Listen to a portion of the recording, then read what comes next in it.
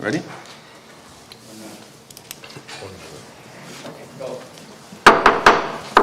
Good evening. I'd like to welcome you to the Board of Supervisors meeting for the town of Sevastopol on Monday, April 17th at 7 p.m. Would you please join me in the Pledge of Allegiance? I pledge allegiance to the flag of the United States of America and to the republic for which it stands, one nation, under God, indivisible, with liberty and justice for all. Thank you. Amy, would you do a roll call to establish a quorum, please? Supervisor Jeannie Vogel. Here. Chairman Dan Mosul. Here. Supervisor Derek Daniel. Here. Supervisor Mark Hain. Here. Supervisor Linda Waite. Here. So we are good to go. All right, we'd like to know who's all here this evening, so we'd like to go through a little meet and greet, and we'll start on the front table. If you'd introduce yourself, please, that would be great. My name is Martha Schoenfeld, and I live at 4052 Glidden. Thank you. Amy Coulterjohn, I also live on Glidden Drive. Hugh? Hugh Zettel, 3986 Glidden Drive. Cameron Naylor-Skwitarski from Destination Sturgeon Bay. Mary Spangler from 3746 Glidden Drive. Ray Spang. James Mitchie, 4159 Bayshore Drive. Michael Survey, 7675 Elm Point Road, Bailey's Harbor. Carrie Chernago, 839 Circle Ridge Circle, Sturgeon Bay. Bill Parsons, 4147 Bayshore Drive. Adele Douglas, 5301 Pine Tree Road, Sturgeon Bay. Betty Parsons, 4147 Bayshore Drive. I'm Dale Vogel. I live with the lady up there on Whittier Drive. And I'm Chip Allen, 4501 Morgan Lane. Jeff Lang, 6417 Whitefish Bay Drive. Brenda Lang, 6417 Whitefish Bay. Jim Murphy, 5075 Bluff Court, Sturgeon Bay. Tom Reynolds, 5900 Cape Point Drive. Carrie Nellis, 4257 Highway 57. Craig Nellis, Highway 57. All right, well, welcome. Thank you for coming this evening. Did I miss somebody? Oh, I'm sorry. Laddie and Derek, you want to introduce your videographer buddy? Derek Demise, Country View Road.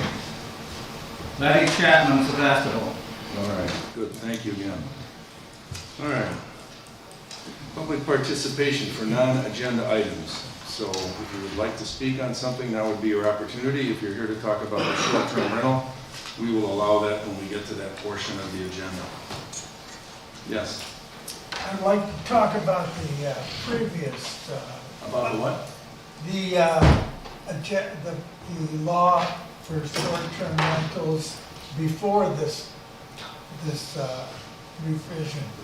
As I indicated a second ago, sir, we'll give you an opportunity when we get to that portion of the agenda. Okay, thank you. Okay. Anyone else wishing to speak? Okay, not hearing that, we'll move on. Amy, how about our agenda? Properly noticed? The agenda was properly noticed. We would need a motion to adopt. I'll move to adopt the agenda for this evening as posted and noticed. All right, motion by Linda, second by Jeannie? Yep. Jeannie? Yep. All right. All those in favor signify by saying aye. Aye. Opposed, motion carried. Approval of minutes, Board of Supervisors meeting from February 20th. We should have all had an opportunity to take a look at that. And if you're ready to go, a motion to approve would be in order. I'll make a motion to approve the minutes from the February 20th, 2023 meeting. All right, motion by Jeannie, second by? Second. Second by Mark. All those in favor signify by saying aye. Aye. Opposed? Motion carried. All right. Pending business. This was a conversation we had a month or so back with Laddie Chapman, who's our resident video audio expert. I shouldn't say only, shared. At any rate, we had asked for an update on improving the audio in this particular meeting room. There's a lot of people that have had difficulty hearing what the board has been discussing. So we have turned that over to Laddie. And Laddie, I'll give you a few minutes to tell us what you did. Well, let's see, what are we gonna put down here? That's about it. I don't have that much of an update yet, but I will have a detailed report on some possibilities with dollar amounts by next board meeting. I'm talking to several installers locally who can help us put in a new system that should meet our needs for many years to come. I'm glad to talk to somebody or answer questions if you have them. No questions? I have one. So, yes, sir. Did you give them some kind of parameter in terms of cost? Well, I gave them rough ideas, but we don't really know what they're going to propose. I did tell them we probably need more than one scale of estimate because the budget has not been finalized. Okay. I mean, I just don't want us to come back and have a $25,000 system, you know. Well, that might be one of the proposals, but I don't think they expect that. All right, well, good luck. We'll see you next month, I guess. Okay. All right. Betty's got her name, her name. Sorry, Betty? Could I ask that everybody, all the board members with their mics in front of them, keep the mic close to their mouth when they're speaking? Yes, please. Can't get any closer? Well, maybe, a little bit. All right. Moving on, we have Sturgeon, I'm sorry, I keep saying Sturgeon Bay Visitors, it's wrong. We have Destination Sturgeon Bay, formerly Sturgeon Bay Visitors Center. Here we have Cameron Katarowski. Katursky, her too. We have both of her and her sister. We had invited them back.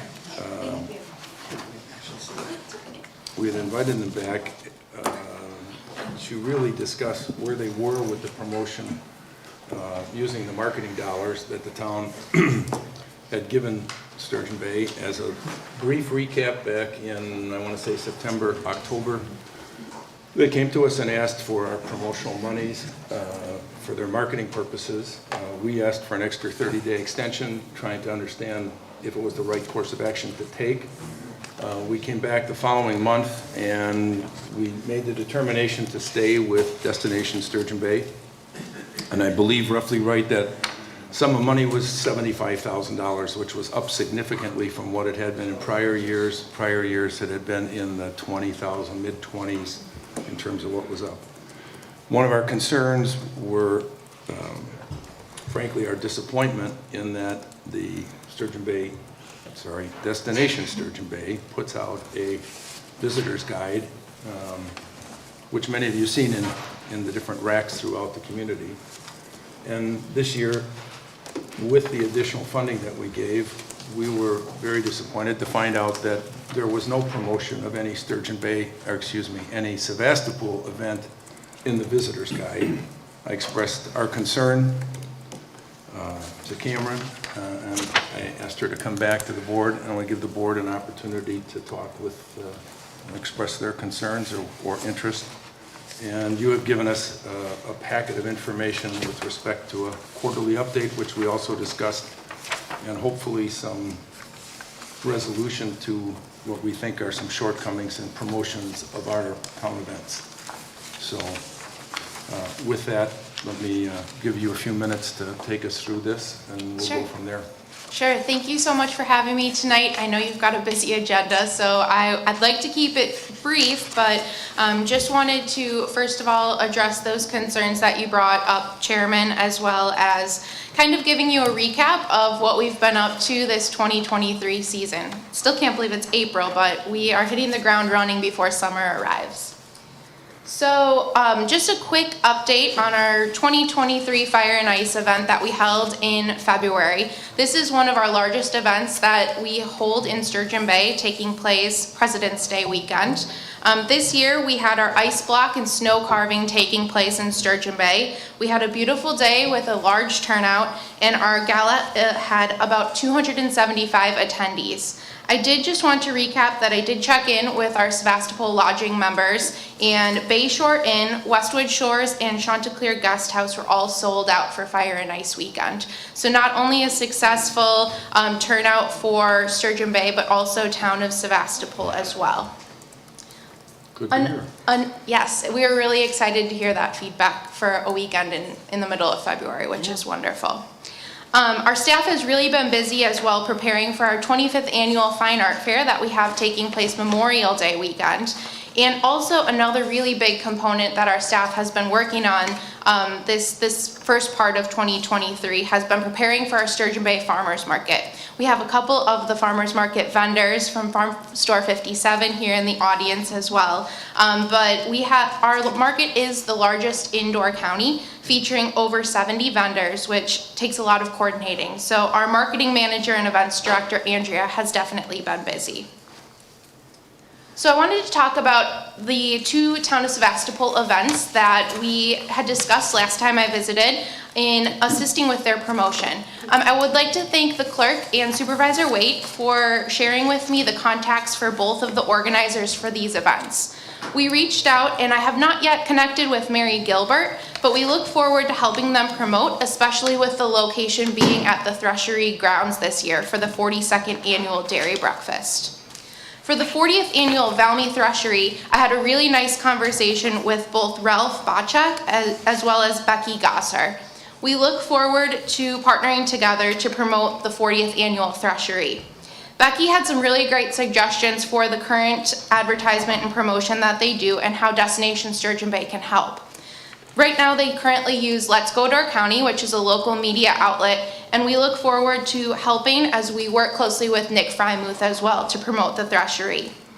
We'll also partner together to work on a press release and get that out to our local media news sources to share the word about the 40th annual event.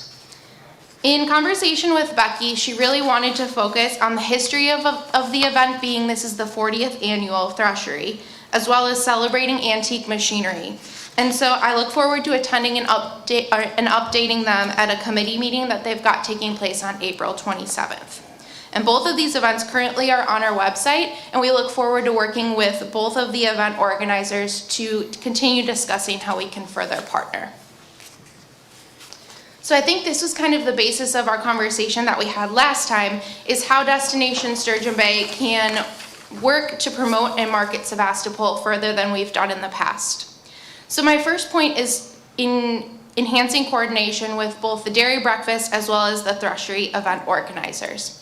One of our partners, Destination Door County, has offered to give us 2 complimentary social media posts for both of these events on their social media networks. They have over 140,000 Facebook followers and over 77,000 Instagram followers.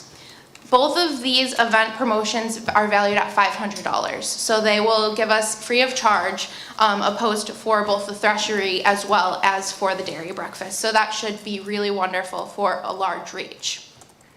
Other ideas that our staff has talked about is in our e-newsletter, which goes out to over 13,000 subscribers, is doing either featured member posts for some of our Sevastopol lodging members or for promoting those events on the e-newsletters that we provide.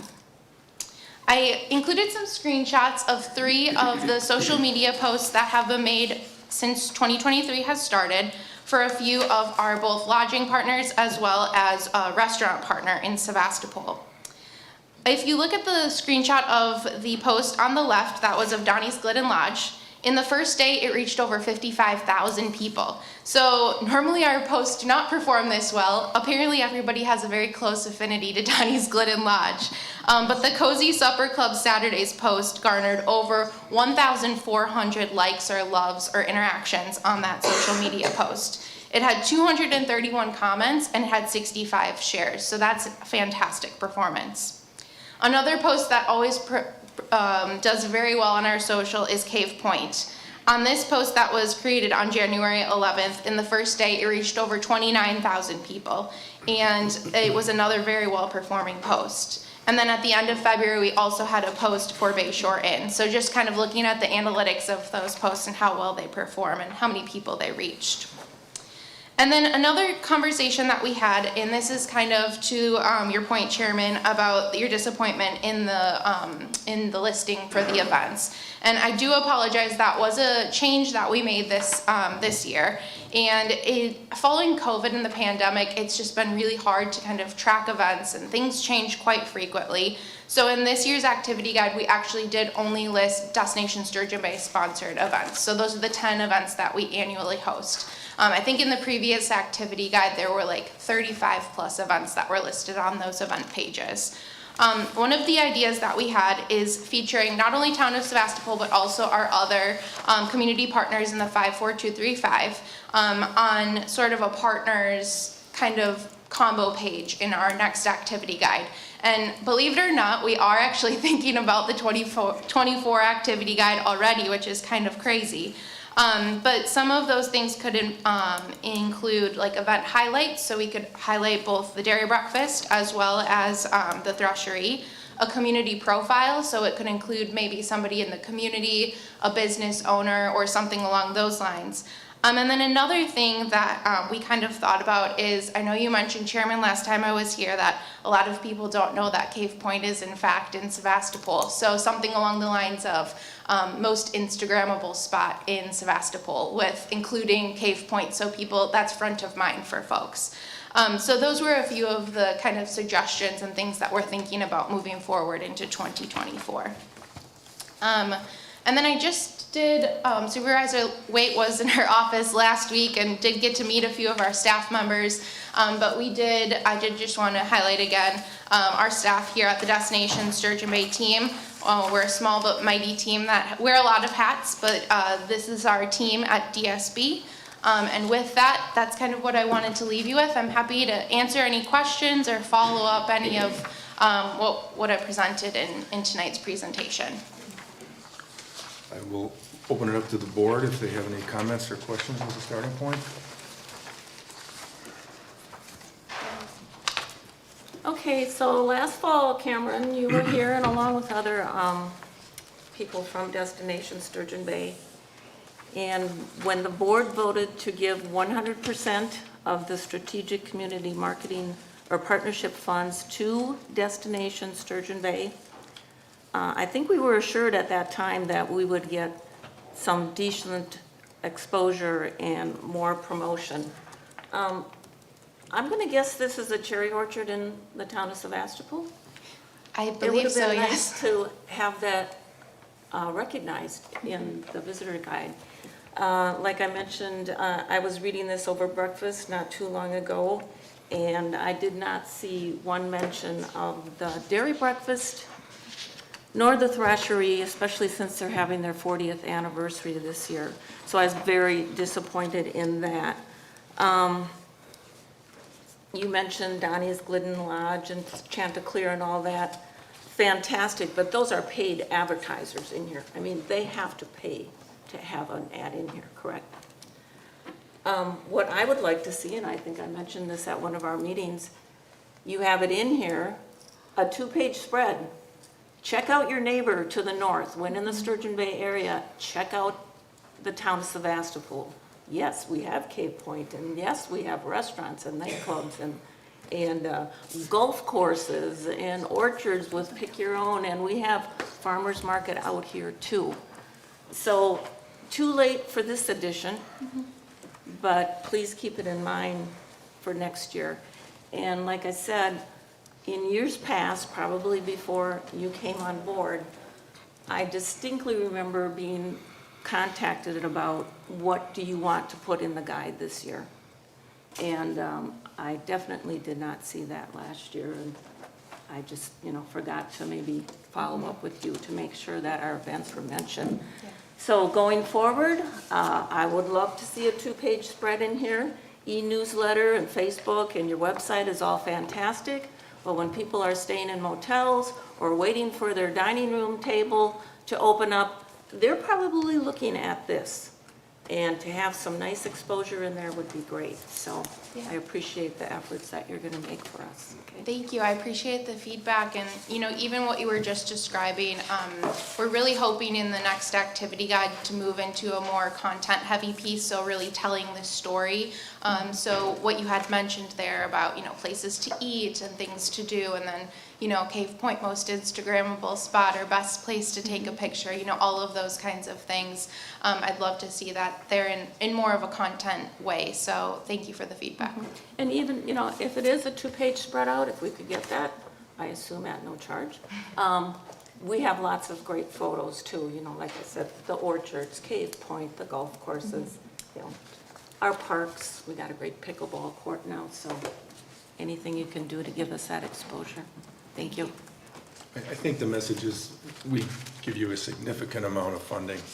I know there's other organizations and businesses that do that as well, but we'd like a better bang for our buck and for you to make a difference, and so that the people in our community, the business people in our community feel the difference and feel that we're doing something for them. Otherwise, our only other option would be to fully go into the business community and start our own organization, recapture those funds and let those people build off. But I think you're totally capable of doing that. We just need to make sure that we don't become forgotten items in the list. And I understand it is Destination Sturgeon Bay, but we're pretty close. And that's why I'm glad I'll be giving quarterly updates. So I look forward to updating the board, absolutely. And again, just the initial conversation that I had with the Threshery folks, they're very appreciative, and this is something that we do on a daily basis. So to help in that way, we're happy to help. So thank you. Okay, good. Any other comments from the board? That's covered. Covered it. Okay, good. We'll look forward to your next appearance. Thank you for coming. That sounds good. Thank you. Thanks, Karen. All right. All right, next item of business is short-term rental ordinance update.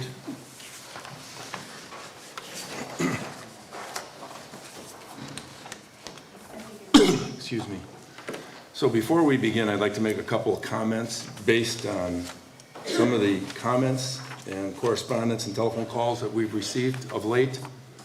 And I just want to reiterate the obvious, which is nothing that we do in this town, everything that we do in this town is public. There's no unofficial meetings. All of our meetings are posted. All of our minutes are posted. All of our meetings are on YouTube. Hopefully you're on YouTube tonight, by the way. Yes. I did get a message saying there was a problem. And also on our TV station. So we're not hiding anything. Everything we do is out in the open on our website. Our agendas are posted on our town website as well as the minutes. The Plan Commission has had short-term rental as an active topic since November of '22. There have been 4 specific meetings in 2023 on this ordinance: January 10th, February 7th, March 16th, and April 5th. I've been to 3 of those 4 meetings, and I can't say that I saw more than 2 short-term rental owners at any of those meetings. Some of the details of this ordinance are also restating existing regulations that have been state laws. They are not town laws. I'll give you an example. Fireworks has always been prohibited. It's done by state law. And ADA compliance is another one orchestrated by the state of Wisconsin, supported by the town. Some of the details in this ordinance have been, I think, misinterpreted or maybe recommunicated with some errors. The other thing you need to recall is this is a short-term rental ordinance that applies to residences that are rented for less than 7 days. If you rent properties for more than 7 days, it's not governed by the town. So you have certain flexibility in how you promote and rent your particular residence. I'm going to ask Linda to review the changes with you, and after a time, we will have an opportunity for discussion. So with that, I'm going to turn it over to Ms. Waite. Okay, I believe you all have a copy of the ordinance. If you don't, on this first table up here, you will find the complete ordinance. The yellow highlighting represents the changes made from our ordinance adopted in July. They don't have the highlights on there. Oh, it's not highlighted. Okay, that's all right. We have line numbers, so we can easily reference exactly where we are. So as you know, we originally adopted an ordinance in July of 2021 regarding short-term rental of residential dwellings in the town of Sevastopol.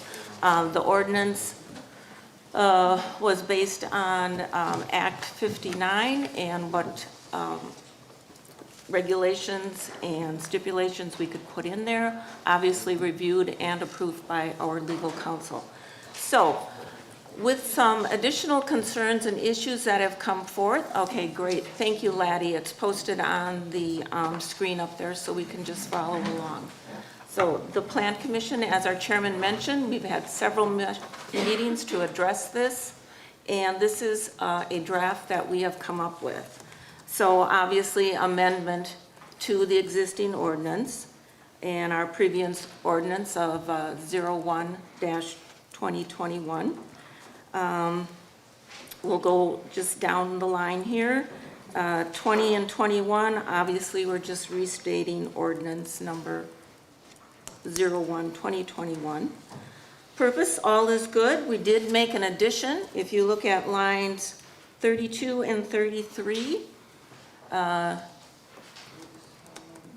Door County affordable and available workforce housing in Door County has been a subject. So we did add that one of our purposes was to help ensure adequate workforce housing for year-round residents as well. So that was an addition. All right, so going to page 2. You'll see a lot of yellow on here. We did add 3 sections. So, owner occupied. I'm not going to read the entire paragraph. Basically, it says that a property owner must permanently reside on the premises that is considered their primary residence if they are going to be a short-term rental offering. Okay. Paragraph F, we have the description of a primary residence, your fixed and permanent home for at least 183 days out of the year.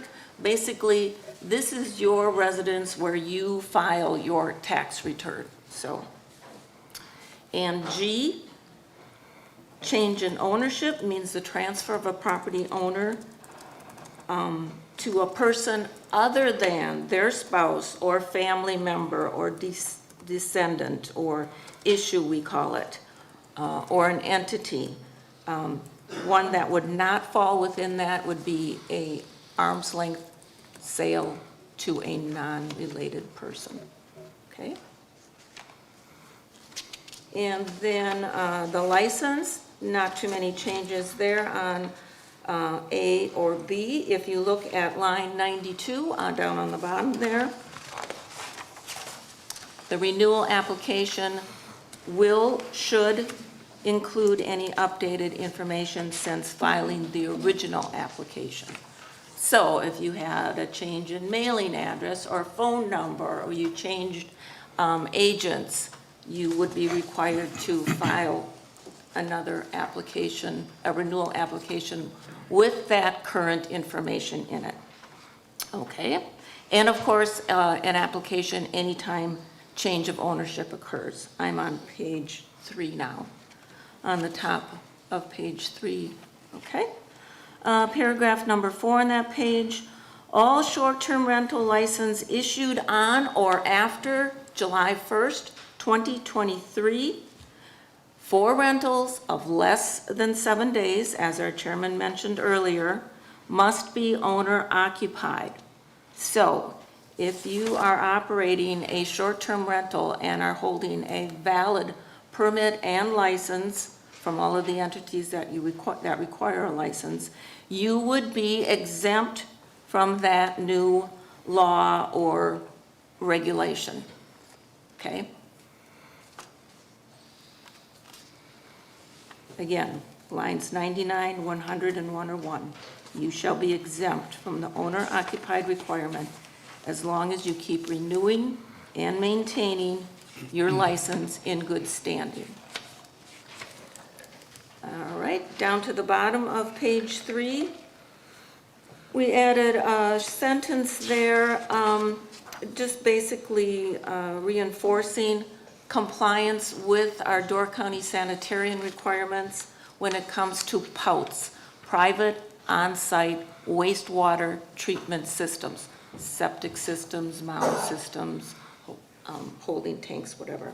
Maximum capacity is determined by taking the number of bedrooms identified in the building or sanitary permit multiplied by 2. Again, that is a county regulation. Going to page 4,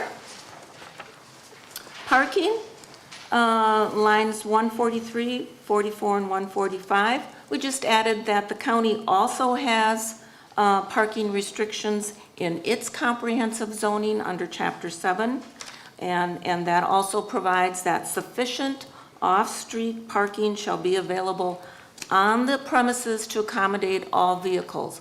We don't want the situation, if you are parking on the road and the road is narrow and the ambulance and or the fire department can't get down the road, that's a tragedy waiting to happen, obviously. So parking on the premises, not on the road, off-street parking.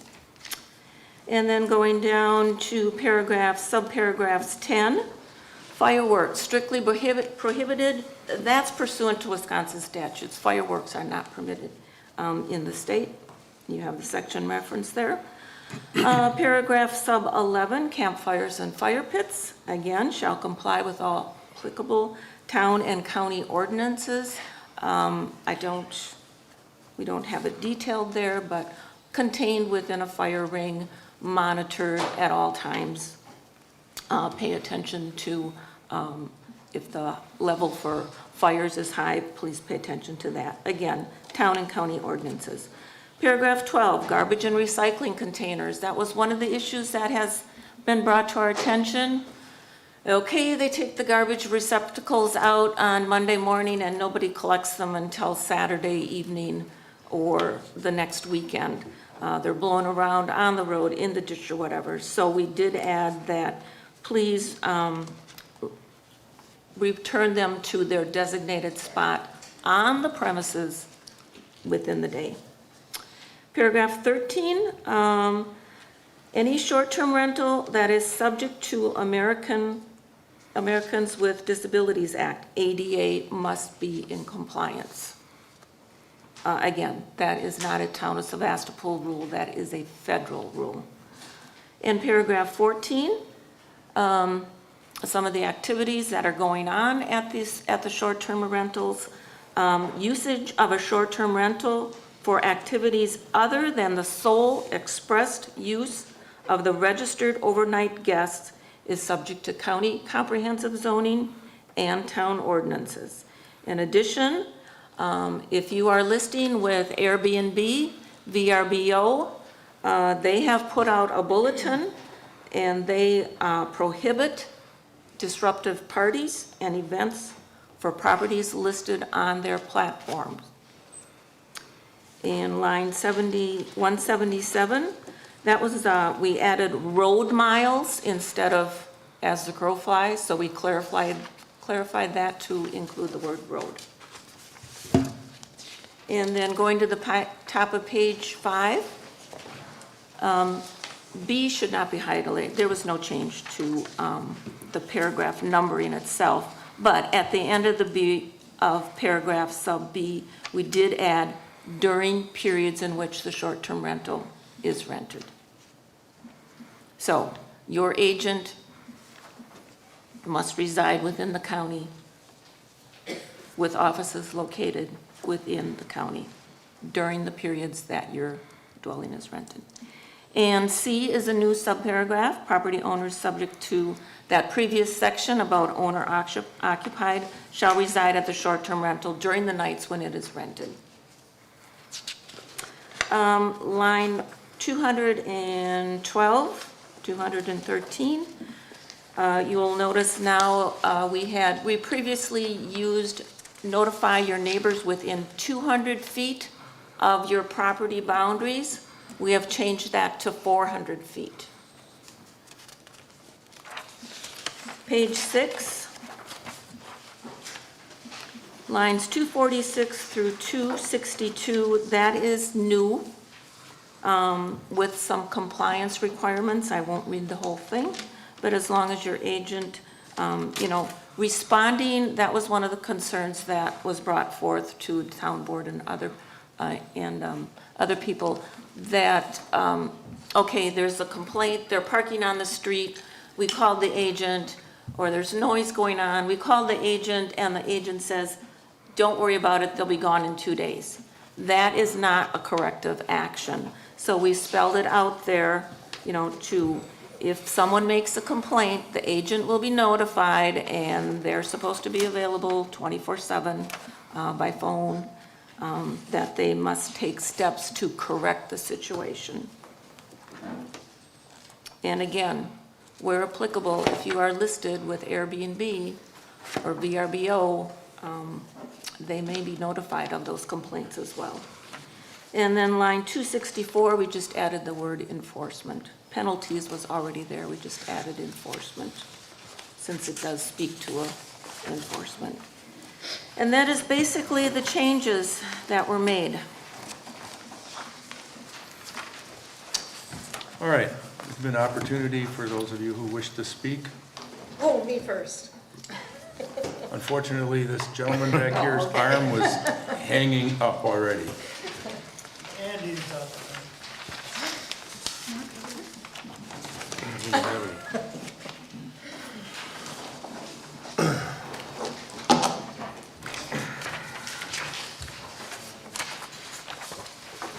Thank you. There's a 3-hour time. I like your shirt.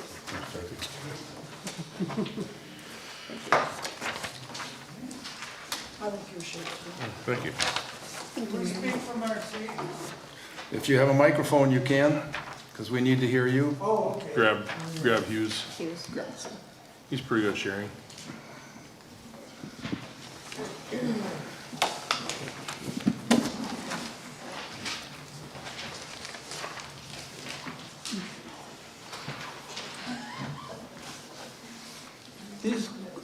These questions are for Linda Waite, who seems to be most knowledgeable on the subject of STRs. I'm excited that you're willing to finally answer questions from all taxpayers. For the last 2 years, none of my questions concerning the STR legislation have not been answered by anyone on the board. Do I get an apology? Do you think this is legal to pass legislation and not let the audience speak on the legislation like you did when you first passed this? Do you think that's legal?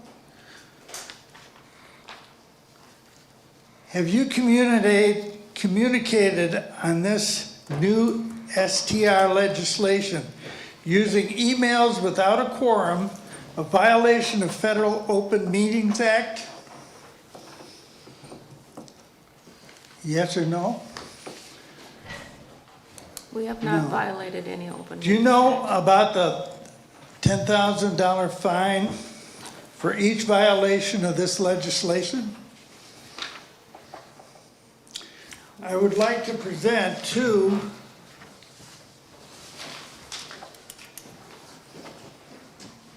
Amy a formal request for all emails concerning this legislation. You need everything. Okay, we have a policy for open records request. So if you contact Amy after the meeting, there is a form that you need to fill out, Ray, so. Thank you. Yep. Including emails this time. That's part of the legislation. Number 2, according to the Door County Pulse newspaper, Linda Waite asked Joel Kitchens if he could pass total across the state ban on all house short-term rentals. Was his answer in effect, the state has given towns a potent drive them out of business 5-day requirement that only Sevastopol is using? So a total ban is not going to happen soon. Was that your understanding of the conversation in the Pulse? Absolutely not. Okay, well then they're wrong. Is this your memory of the conversation? And you say no. Are you attempting to use legislation to restrict the ban the free trade of legitimate new and old house rentals. Mr. Chairman, I'm going to defer to you on what Yeah, you're is gonna have to proper focus on this proper ordinance. procedure This here. new legislation, as well as the old legislation, will not be applied to residents. Ray, we're gonna take a timeout on this, all right? We're here to discuss the ordinance. I'm not gonna go through all of these things. Well, this is about the ordinance. Well, I'm terribly sorry, but this is well beyond the coverage of that aspect of it. We have been acting within the guidelines that the state has given us. We have been through our attorney for both the original ordinance and for the amended ordinance, and we have So been... you are forbidding me to talk at an open meeting? No, I'm telling you to focus on something other than asking questions which are not relevant to this ordinance about the Door County Pulse. So A five-day window. It's a That isn't- 7-day. That conversation isn't representative of this legislation? Focus on your concerns. Are you not on attempting all to of these use things. legislation to restrict and ban free trade No. of legitimate? Let's move No. on to the next question. This new legislation, as well as the old legislation, will not be applied to residents. Like they can make as much noise as they want. I don't know where you get this from. Well, this is from logic. No. There's Then nothing who in will- there about well, applying who to will residents protect- or non-residents. Who will protect our residents from the behavior of, our guests from the behavior of the residents? Say they have a loud party, or they have a dog that's vicious. They have to follow the same ordinances. Yes, but who protects them from the residents? Do they follow, They do pick all up the- these, They can pick up the phone. do all these, are all these restrictions applied to the residents also? Yes? Yes, okay, good. Otherwise, we Then wouldn't they have nuisance. they can't put a van in their driveway? Or We didn't say, there's nothing in the ordinance that says about, anything about a van in the driveway, Ray. no, a trailer in the driveway? Nothing in the there? ordinance that says. Okay. No structure Then a other new than a owner- dwelling should be Then a used new for owner rentals. who has to live in the residence can live in that trailer on the property. Is that correct? Say that again? A new owner that has to live in the property Right. while they're renting it out, can they live in a van, some sort of, No, it says they have No, to they live in the can't. primary residence. No, county ordinance Well, would not it'd be- allow you to no, live in your Well, RV. It would be- he's saying during a short-term rental, I could I know. live in a van or could I live in a well, it is RV? their property though, the driveway. Okay.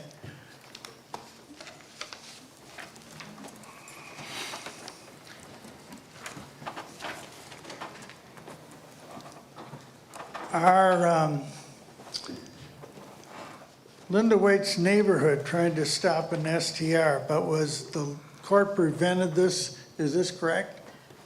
I lived in a neighborhood that had a homeowners association with about 30 lots, and it wasn't just Linda Waite, it was the majority of the neighbors, that we had covenants and conditions and restrictions that it was to be single-family use only. And you lost that in The court, judge, right? the judge did not support that, those covenants and restrictions, correct?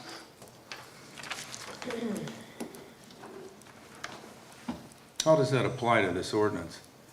Okay, does this, This has gone off the deep end of the chart here. Number 6. okay, thank you. I do have a question about construction vehicles. They are on the road also, and they stop or are in the way of fire department trucks and others. Are you restricting construction vehicles from parking on the Glidden Drive, say? If they're in the way, someone will generally ask them to move. Okay. Now, we've had two fire rings that were taken away by the lake. And we're now required to have fire rings. how do they, if they're taken away, what happens? I mean, the lake washes them away. There's nothing that we have in the ordinance that says a fire ring. She mentioned a fire ring, but there's nothing in there that says a fire ring. It says that it's encouraged that you stay there, observe the fire, not risk it getting out of control or burning the neighborhood or the trees or whatever. Okay, thank you very much. You're welcome. Chairman, can I just respond to one thing, if you don't mind, of his questions? I just want to point out that the Sevastopol public hearing for short-term rental, was actually broadcasted on, if I can actually get this on the screen, give me 1 second. Broadcasted live on May 11, 2021. It lasted for about 2 hours. That was actually by streaming it online. Not only was it posted in the meetings, we streamed it online, so that should actually follow part of the open records, or, sorry. Right, I know that it was broadcast. Whatever, but I'm just saying that we did have it posted online. I just wanted to show you that we do have proof that it was there. Thank you. So, and Thank it is you. on our YouTube page that you can watch it. And a lot of people did attend. Amy, you were second, Okay. so give you the opportunity. Can you hear me okay? Yeah? Okay. So as an introduction, my husband and I are co-owners of the short-term rental that was selectively targeted this past year on Glidden Drive. We have been licensed short-term rental for approximately 10 years with no issues prior to the passing of the Sevastopol ordinance. We were singled out and penalized $15,000 for having a septic system that was undersized for the occupancy, despite our providing a timeline that demonstrated we are working diligently and in good faith to have our septic system updated. This was no small task logistically and involved a $50,000 septic upgrade in a time plagued by supply chain issues and labor shortages. There was absolutely no grace period offered to us. We have continuing concerns that we share with many other short-term rental owners regarding the existing ordinance as well as the proposed amendment. That being said, I'm going to pause a second and Chairman, just address what you said earlier in your opening, and I may skip over some things here as we go through, so I appreciated your opening. The township received nearly $200,000 in room tax from the 2022 season alone. We feel the ordinance does nothing to support and protect the enterprise that make this substantial financial contribution. As Linda Waite stated in the Door County Tourism Zone brochure, how room tax is used. Room tax revenues are designated toward the Town Hall Building Fund, the room we sit in, and have subsequently helped cover the cost of land purchase and debt service incurred to build the town hall. So as a short-term owner, rental owner, oftentimes we feel that we are villainized and made to feel that we are not a contributing part of the community. So to read that makes us feel a little better about our efforts, because we are business owners and we are trying to be professional, and we have brought a lot of business, and quite honestly, on Glidden Drive, 3 new owners to Glidden Drive who rented from us. 1 built a house, 2 others bought houses, and my husband and I are in the process of retiring here and building another house on Glidden Drive. So this is our community, this is our town, and we care deeply about what happens. Moving forward, we need detailed clarification on the following points. Parking. The short-term ordinance for parking says nothing in the original ordinance, said nothing about limits in driveways. It only referred to the town ordinance which deals with street parking. How then is there a limit on parking imposed? This gray area has residents counting vehicles in our driveway and subsequently reporting false violations. Noise. Both we and our guests enjoy outdoor spaces and swimming at our property. We expect kids to be playing outside, people screaming because they jumped in cold water, or people raising their voice to communicate while kayaking to be totally acceptable behaviors during quiet hours. Who determines what a noise violation does or does not include? Bonfires, you did a great job going into detail with that, but I am going to bring up my point of we have a 14-inch smokeless contained fire pit on a cement patio. The Glidden Drive Association guidelines, which I gave you a copy of tonight, guidelines for renters, for guests and renters, states bonfires are legal and allowed. Yet at the meeting, which we had our attorney here to represent us, yet at that meeting, you discussed our property, and a board member of the Glidden Drive Association reported that our guests had a bonfire. Your response was call the fire department, which subsequently ended up in the Pulse newspaper, which to me is horrifying. Events, what do you consider event? When we get together with my immediate family, there are 35 of us. How are you going to determine whether a gathering at a property is for personal use or a rental? Our paying guests may be visited by friends. I don't consider this an event.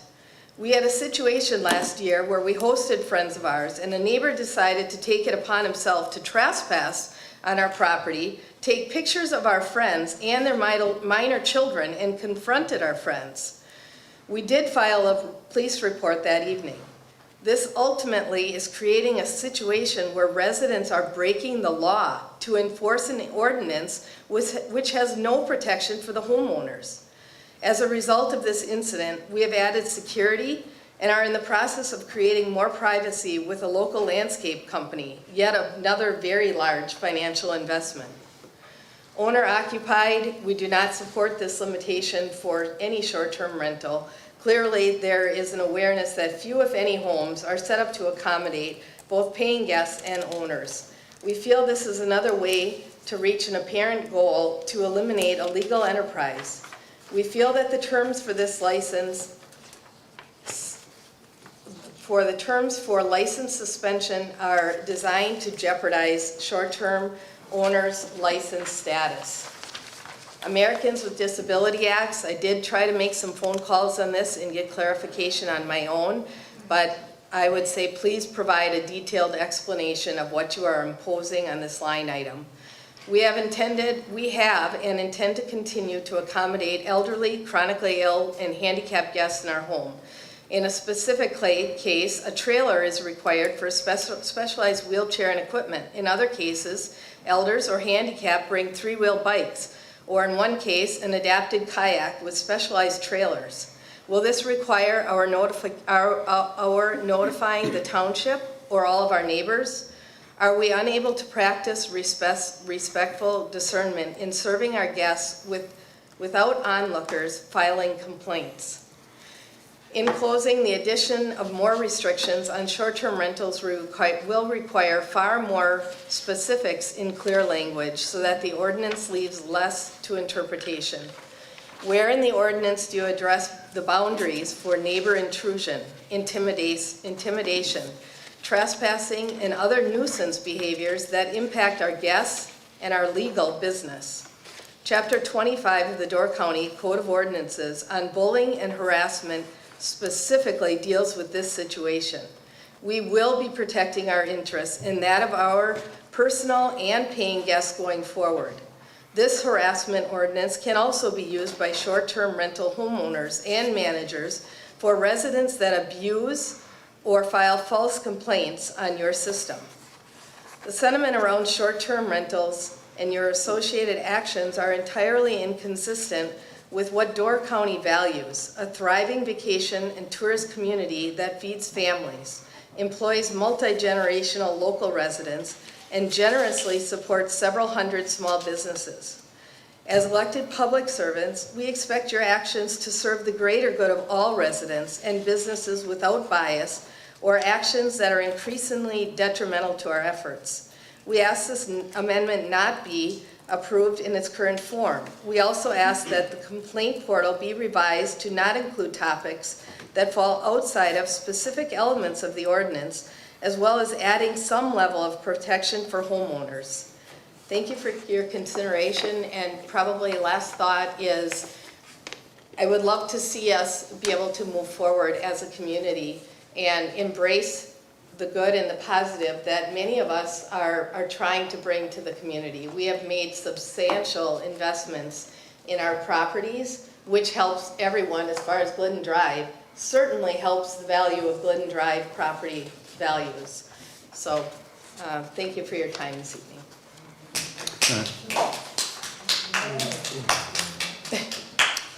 I will only address one or two little things just so that there's not a misunderstanding. The ordinances, for example, that you talk about under bullying and harassment or trespassing or any of these others, yes, they're fully available to both you and residents. And if somebody is stepping out of bounds, you have the same rights as they would to call the sheriff or have the nuisance law enforced or whatever it might be. It stands for both sides, not just the short-term rental owner, but for the resident as well. If you feel someone's trespassing on your property, pick up the phone and call.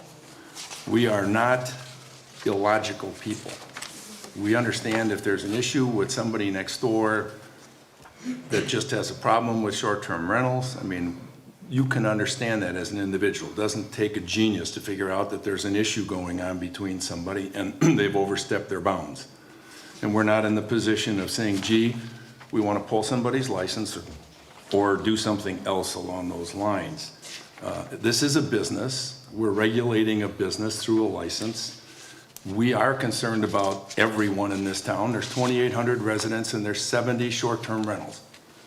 So they certainly outweigh the short-term rentals. We are appreciative of what the short-term rentals have done for us from a financial perspective. This town hall is one of them. But that does not mean that we want to leave it go to the opposite end of the spectrum, which is we do not desire to become the home of all short-term rentals in the state, nor do we desire to be the home of all storage buildings in Door County. Some of those things we do try to limit to some extent. Make sure that our residents get to enjoy the surroundings as much as you and the people that rent from you. The word bonfires was a poor choice of words. We're talking about a fire pit, for lack of that, or a fire. I know what you're talking about with respect to that. ADA compliance, that ordinance says nothing other than if you have to follow ADA guidelines, this is just restating that. And that comes down to the number of rooms that you have in a dwelling that you rent, and it's governed by the state, not by us. So it was a restatement of something just like the restatement of the fireworks. Can I jump in 1 second? I Sure. did, again, try to make some phone calls today, called the ADA directly. I can make additional calls to, I think it was HUD is another resource potentially, but the information that I received today was absolutely not helpful. And I spoke with the representative directly there. So I guess, again, I would ask for clarification of what specifically you are looking for, because the answer that I got today said every short-term rental has to be ADA compliant. So I, again, am just looking for clarification on what we need to do to be compliant. That's, In that legal brief. yeah. The person you want to talk to, his first name? Craig.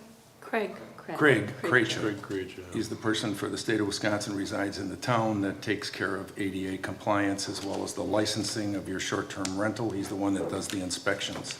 So if we have gone through the state and done those inspections already through the state, would you assume that we are compliant, or? I would assume, I can't answer that question, but that would be my assumption. If Craig comes out and does that, that he would know the difference as to whether or not you are or are not. Okay, thank you. All right. Anyone else wishing to speak? Jim? I just want to mention that I reviewed the changes. The changes, I think they're sensible. I think they eliminate ambiguity, which is very helpful. It's not unusual in connection with an ordinance of this sort that you have to go back and make changes to make it more readily understandable. And I think that it is very much furthers the purpose that's stated in the ordinance. So I applaud what the Plan Commission has done, and I hope that the board will accept the recommendation regarding changes to the ordinance. Anyone else wishing to speak? Yes, Jim? I'm Jim Mitchie, 4159 Bay Shore Drive. As many of you who have been through the STR process know, I have been to most of the meetings in the last 4 years on this topic and tried to stay up with it as much as possible. I am not a short-term rental owner, nor do I intend to be. What I wanted to say is that I support the ordinance changes as written. It's consistent with the changes that are being made, or clarification and expansion, if you will, of the original intent of this ordinance. That is that business should be run as a business and residences should be residences.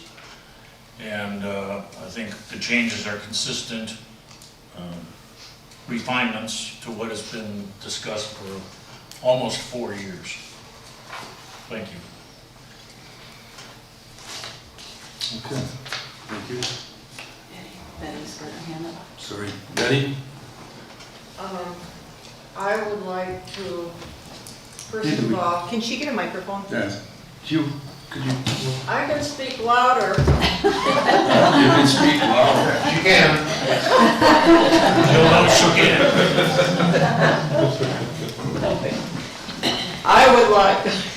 I would like to commend the Plan Commission for the work they've done to date. It's been admirable. I view them as courageous, very committed. They've done thorough, deep research. They've taken lots of time to do this. And in the process, they have helped to protect our residents, our residential neighborhoods, our quality of life, and the workforce housing for our residents as well. And I would like to encourage, because my husband and I support these amendments, that you too support the amendments that have been presented tonight. Thank you. Thank you. Anyone else that I missed that I didn't see their hand up? Yes, sir.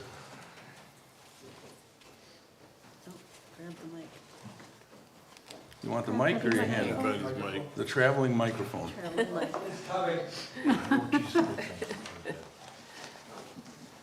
Now you know why we have an audio-visual update plan. Michael Surveys from Bailey's Harbor. Board members, I appreciate the time to listen to our opinions on the short-term rental ordinance. We all live in a resort community which most revenue is driven by tourism. We all cherish this area with our hearts. Unfortunately, Door County, along with many tourist areas, have an extreme shortage of local housing. COVID has changed the dynamics of how we live. People are working from home more than ever. Door County has been very attractive to people wanting to escape city life.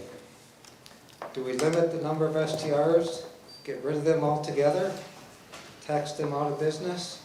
What would be the solution? Many towns like Sevastopol struggle to maintain workforce housing, but attacking the infrastructure that places STRs in their marketplace is not the answer. Banning STRs will not bring our low-income housing back. The housing will continue to get snatched up by second and third-time home buyers. Our high-income workforce home families will continue to purchase them. Plain and simple, let's use our tourism dollars to help solve the problem.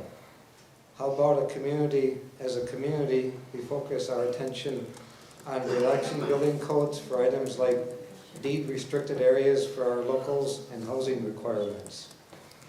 I'm a member of Home Host of Door County. We have over 500 members following us on Facebook. We work to promote good neighbor practice policies. We represent the vast majority of STRs. We agree that if there are problem properties, they should be dealt with versus treating all owners like they are inconsiderate of their community. We are working with most other towns in developing and updating their ordinances. We really like the analogy of how do we manage a privilege of a driver's license? If they're speeding, they get a speeding ticket. If the problem continues, you take away their license. It feels like this ordinance is trying to remove the rights of all drivers, and we would like to help you come up with a solution that is more specific to the problem areas you're trying to address. Thank you for your consideration. I'm going to leave you with our members and our mission statement. We would appreciate it. You consider working with us. Thank you. All right, somebody else had their hand up back there? Well, I'm Brian Gaida. We know where the microphone is. My name is Ryan Gaida. Sorry I came in late. I was at a band concert tonight. I was just concerned about, I have an STR.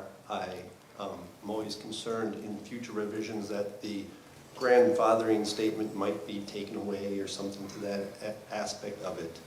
And we have a property that has a main house and a cottage on our property, and we rent out the cottage when we're not using it personally. And so sometimes we do have a 3-night or 4-night stay at our cottage that is 75 feet away from our main home. And so I'm worried that in the future, at the short-term rental through the night would eliminate our option for the short-term 3 nights, even though we only rent it out for 3 nights over 7. We're concerned that in the future might be what everyone has to do. So I would ask that. That has not been discussed. That's never been a topic for discussion, if I understand your question. I'm just wondering, at the short-term rental, if that means my residence that's 75 feet away would, for resale value and everything else, I'm wondering if that statement. I'm lost, I apologize. So you own a one parcel that has 2 dwellings on it. You live in one dwelling, you rent out a short term. The owner occupied would only come into effect if you change ownership. And the ownership has, it's not going to any family member, any descendant, any issue of yours or an LLC that you're. So that for resale value, our property would still not qualify for at the short-term rental. Would be, so if we do resell it, so if we do decide to sell it, but we have 2 properties on it, would that, at the short-term rental? I think you're getting into county zoning now because those dwellings have probably been there multiple years. He's asking if he sells it and the next person wants to have a short-term rental, they can't get grandfathered in. They have to start over as a new STR, and then they are subject to the new STR rules. That's what you're asking, If it correct? stays within your family, Right. it will continue. If you sell it to somebody that walked down the street and said, I'd like to buy your place, they have to fall under the new guidelines. Okay. And the new guidelines state that at the short-term rental means inside the actual. Yeah, that's what he's asking. So if he can't stay in his house 75 feet away, that doesn't cover it. They have to be in the cottage with the renter. Correct. That's his question. You could do something different, You could. Right. think we covered it. Go ahead, take your shot Can I at make it. a point on that? Can think it's it relates to county zoning, and county zoning, Right. in their comprehensive zoning has made some changes relative to accessory dwellings. Right. That you can stay Cottage in. is considered an accessory dwelling unit, so Mariah Good from land use would be the best person to help answer. That's right. I'm having a hard time hearing, so I apologize if I'm going to restate something he just said. But my understanding, and again, studying this to the best I could today, was that owner-occupied section of your ordinance pertains to less than 7 days. Correct. Correct. So if this gentleman wants to rent out his extra cabin or sells it to someone, they would apply for a rental as long as they're doing 7 or more night stays. That would not, you would be fine. Yeah. It's just if somebody wants to do a 4-night stay or something, that owner-occupied section would come into play. I don't know if that helps you at all, but. You explained that very well. Thank you very much. You want to take another shot at it? Oh, no, not at this, Oh, okay. on a different, All right. on a different vein. Oh, go If ahead. there are no more questions. No, we've got another question. We've got two. Okay. All right. Lady in back.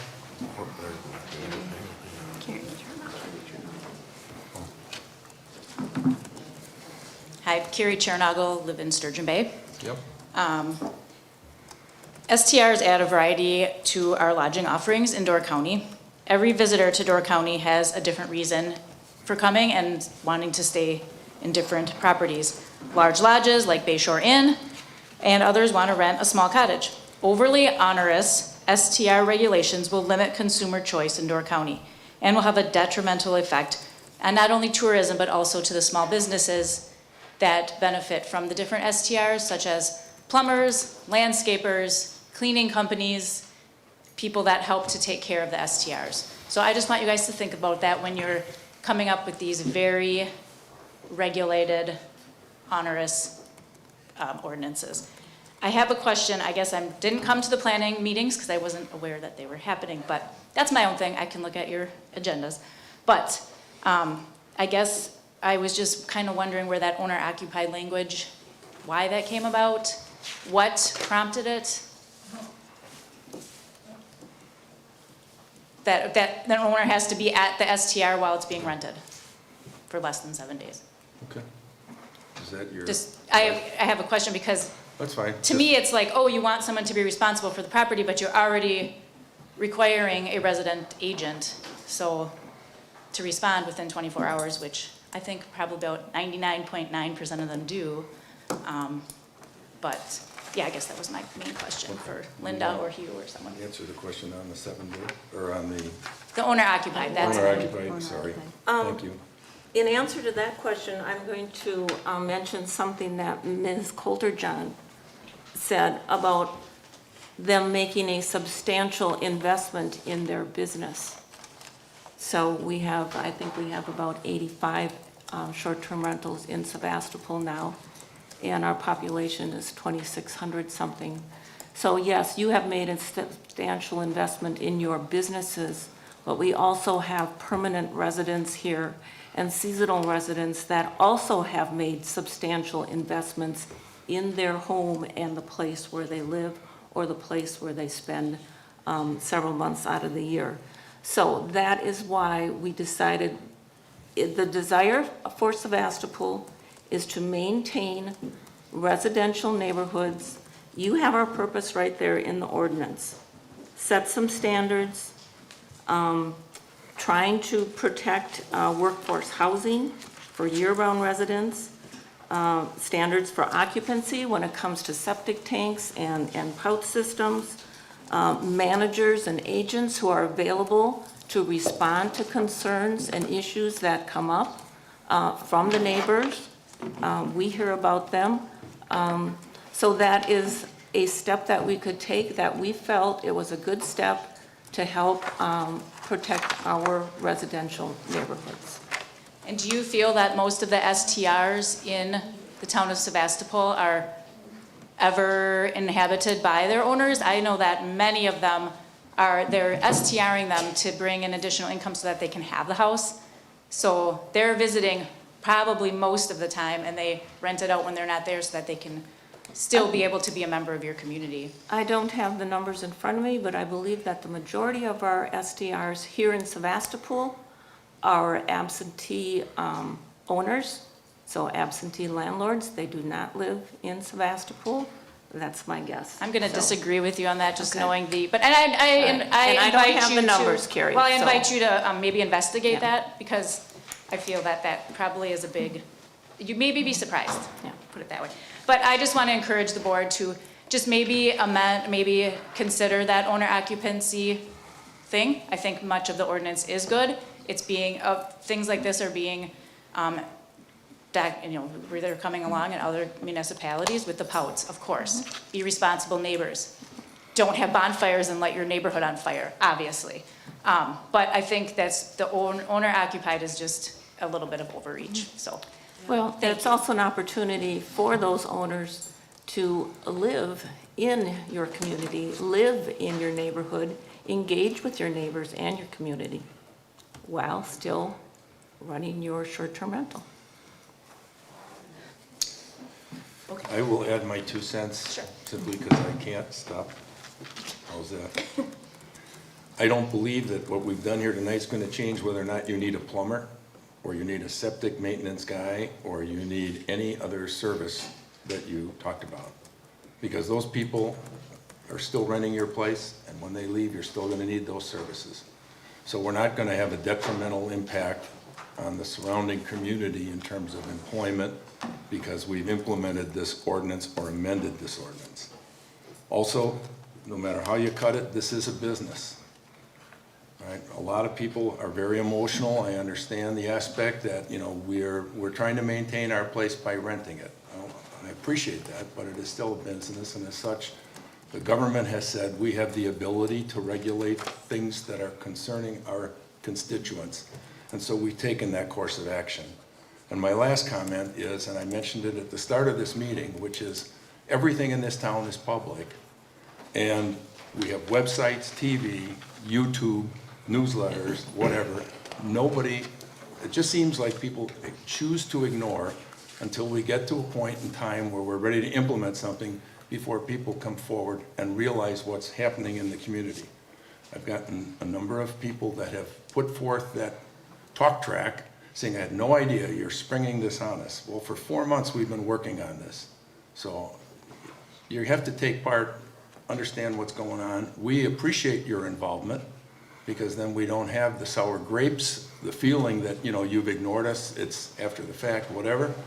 We love people's involvement. We beg people to come and participate on committees. And I can tell you for a fact, I virtually have to drag people in to do this. Again, these are opportunities for our people to say, hey, I'd like to be part of it. I'd like to understand what's going on. I completely agree. I'm involved in committees in my own town, so. So anyway, I'm sorry to be preaching, but it gets a little frustrating after a while. But once again, I just would like to encourage the board to consider just maybe removing the language of the owner occupied. You can work on that with the ordinance, so, thank you. All right, thank you.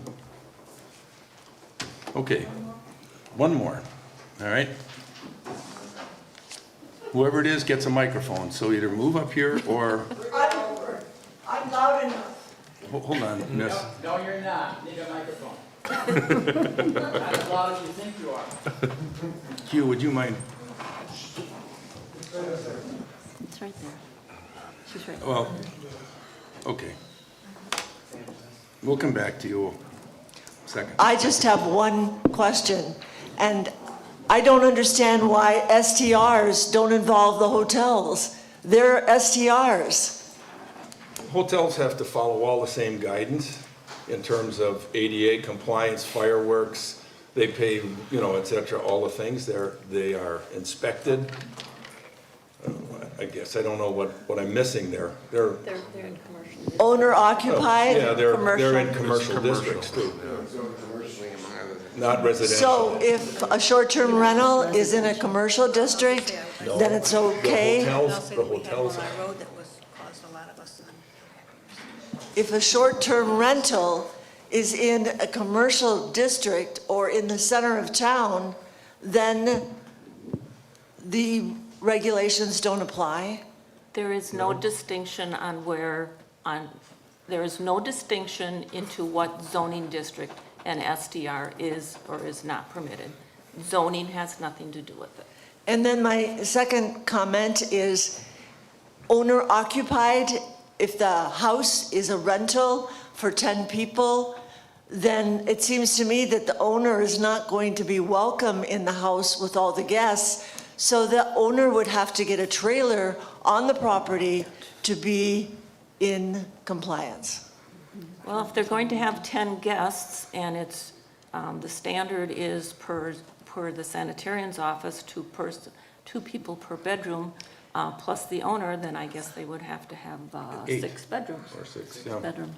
So a trailer on the property is okay? A trailer on the property cannot be used as a rental dwelling. No, a trailer on the property for the owner. It's not the primary residence, so it wouldn't be Trailer wouldn't be applicable. a primary residence. The house is the residence, the trailer, an RV is not.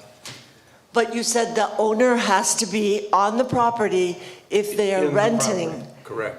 in a short-term rental. In And the only way they can be on the property and out of the way of the guests is to have a trailer on the property for the owner. Only less than 7 days. We have to emphasize that. I'm sorry, I didn't hear that. Linda, it's only less than 7 days, Right. right? Correct. If they're renting less No. than 7 days, Right. Less than. then this new part of the ordinance is owner occupied. The owner has to be there. I If it's think, less than yeah, 7 I days. think per Is that my county, understanding? per county zoning, I don't think you can reside in your RV or camper, per county zoning. So what you're saying, just a question, if you're staying 7 nights or under, I have to stay with my guests in my house. Correct. Which any of you want to stay?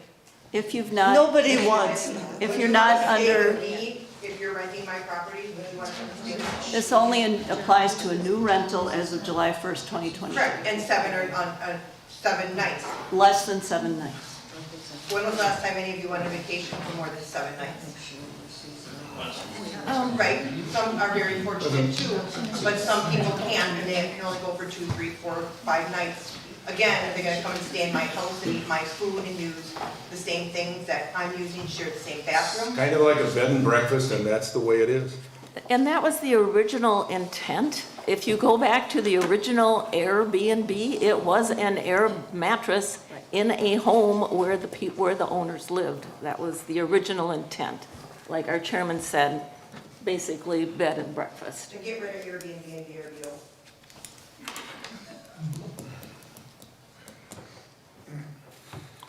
Come back to your question, because she made me rethink, or not think, but recall. My name is Adele Douglas again. I live on Pine Tree Road. Okay.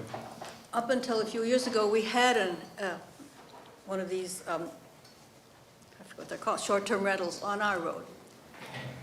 And a number of unfortunate situations occurred. And I have to say, 15 families were happy when the gentleman sold his property to someone presently living in it. If someone wants to hear some of the horror stories, I'd be happy to share. But the entire situation on many weekends in the summer became absolutely untenable for the other families living on the road. That's all. Okay. I'm sorry, I misunderstood what was happening. I just want to come back to your question or your comment with respect to a handicapped person or something along those lines.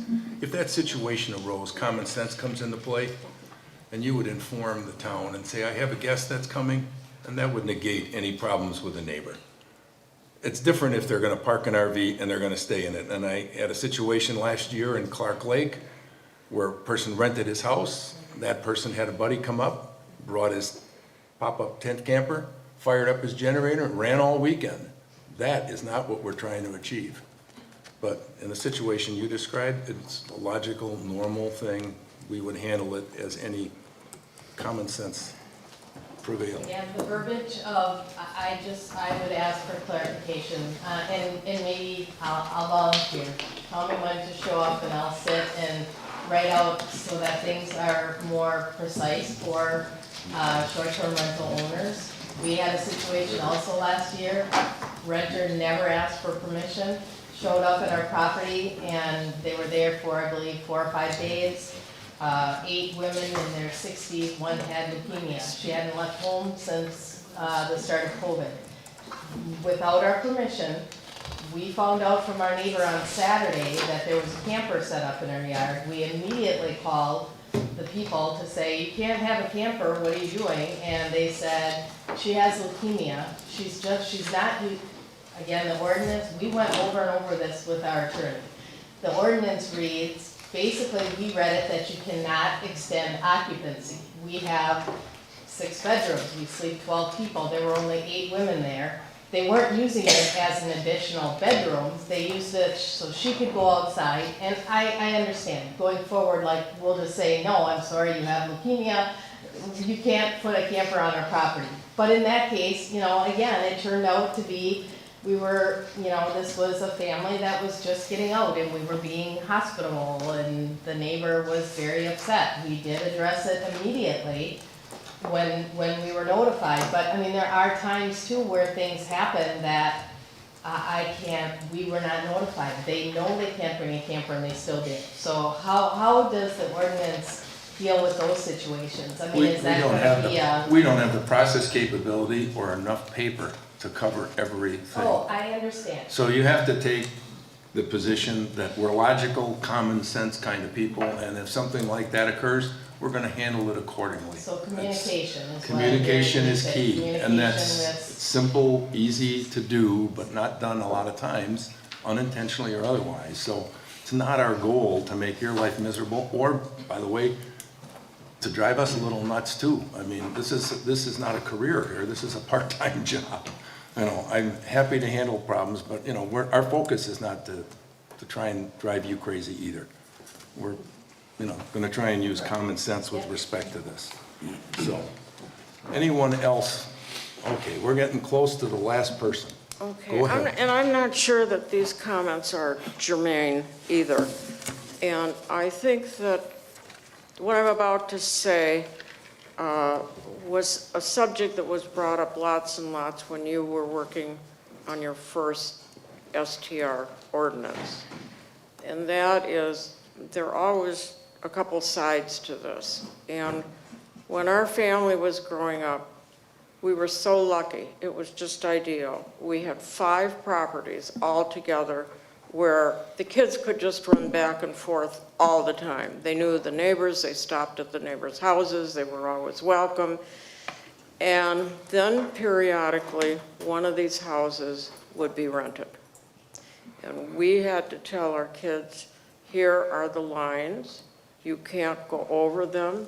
It interrupted what had been a very neighborly residential area at periodic times during the summer. So that was one aspect. And I think when you go to buy a home that you expect is going to be within a residential neighborhood, today you have to ask, does it have an STR on one side or the other side?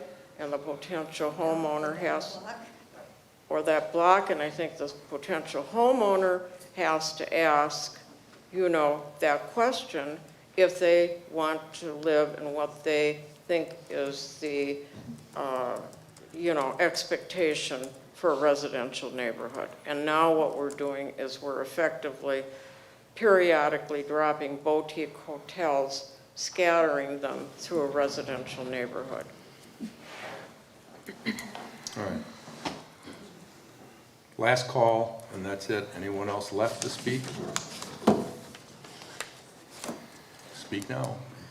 All right. Thank you for your comments. We're going to go back into the primary board meeting here. And if you're following our agenda, which I'm sure you are, we want to set a time for the road tour. I think in your packet, I don't know, sometimes it's mine or yours, you should have had a copy of some of the road information from last year. I'm going to ask Derek if he would be willing to go out and do the same thing that he did last year, hone in on the roads that need attention, and also take a look at your list from last year and see what see what perhaps did not get accomplished or what needs to be revisited. We also heard back from, I can never think of his name. Brandon, thank you. Who's going to go out and do the Whistler survey, Phaser survey for us, but there's a timeline issue. He thinks it might not be ready until 1st of May or late April. Correct. Okay, maybe we could, Yeah. since we're being taped, that if we could We need to be hold, quiet. yeah. Oh, yeah, Sorry. it's okay. So, everybody look at their calendar. Yeah. Didn't we do Friday last year? No, I thought we did Saturday morning. Was it Saturday? It I was thought a we did during Saturday the work morning. week. It was a Saturday morning. Last year or the year before? 'Cause I thought we did it during the work week last year. Do anybody remember the date? Because I can go back on my calendar. It was May, it was the first Saturday of May, I believe. Mother's Day. Oh, I don't have it on my calendar. Any rate, so let's look, I mean, I'm open to whatever suggestion you would like for a date. Just need to come together and agree on a tentative timeline. You're right, it was the 6th of May, which was a Friday at 10 a.m. That's what I have on the old calendar, yes. Yeah, we started later for I was some. just gonna tell you, I got here at 9:32 a.m. You had a conflict I got on or my something. time, I teach a class at 8. Oh, that's what it was. So, That's Okay. why, yeah. All right. So do we want to do it on a Friday? I would love to do it during the week, because I have baseball tournaments starting up all the weekends this summer. Okay. So with that in mind and with what Brandon is saying, I would suggest either the 12th or the 19th, maybe? Pick a date that somebody's got open or doesn't. The 19th would be better for me. I'm teaching 2 classes on the 12th. Okay. How does it look for the 19th for everyone else? Same, Check my baseball same for schedule. me for the 19th. Are you good for the Yeah. 19th? You're okay? My phone I'm is okay, being- that's 2, 3. Yeah, my phone is being really weird and it's not letting me go where I want to go. 9:30? You said the 16th? 19th. 19th. 19th? May 19th. Oh, May. Okay, let's Would 9:30 be okay? I could be It's out here, fine. I could be out here by Fine by me. So it works for you? So the only one we have is Jeannie? No, We're still conducting a meeting, I'm so- assuming it's fine because I, for whatever reason, it won't let me go to my Okay, actual date. well, let's leave it on May 19th at 9:30. And if you have a conflict I'll let you later, know. let me know, Yeah. okay? All right, Just thinking about some roads from last year, Derek, West Whitefish Bay, from St. John's to Highway 42, traveling that in the wintertime, it's horrible. And then I think the neighbors on the end of West Whitefish Bay asked us to take a look at that. And then, of course, done from Institute down to Bechtel. Yeah, it's I have nonstop. I have a couple roads that I will give you as well, Derek, that have been brought up numerous times. But I think Dunn Road's one of them we might Yeah. have to do a section of. I drove that today, and it's, Yeah. It's very pleasant. maybe we take just two big projects and That may get be- them off the list. Yep, Spend the $400,000 very quickly. on 2 roads. On 2 roads. Okay. So, guess what? This brings us right back to our topic of the evening. Short-term resolution, short-term rental. Where do we want to go with it? Amendment, right. So it's before us tonight to approve. You've heard all the comments from the audience, my comments, Linda's, et cetera. What's the feeling here? I can go down the, I'll tell you what, I'll go down the list. I'll start with Mark. Mark, where are you at with this? I'll be completely honest, I'm not a huge fan of the owner occupied. I have a lot of the same feelings that the people in the audience do. The rest of it, I think, looks pretty square to me. Okay. That's your only comment or concern then? That's pretty much the only one that stuck out to me. Okay. Jeannie, you're next. Unless you move your chair really quickly. This is a tough one, because I agree with all the changes for clarification reasons and all that, and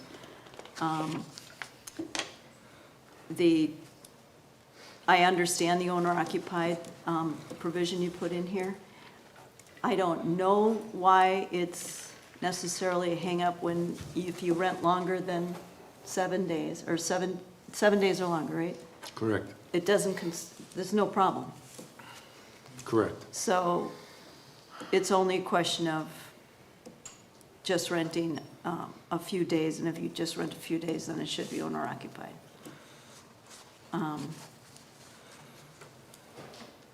But I'm not a short-term rental owner, so I don't know if this,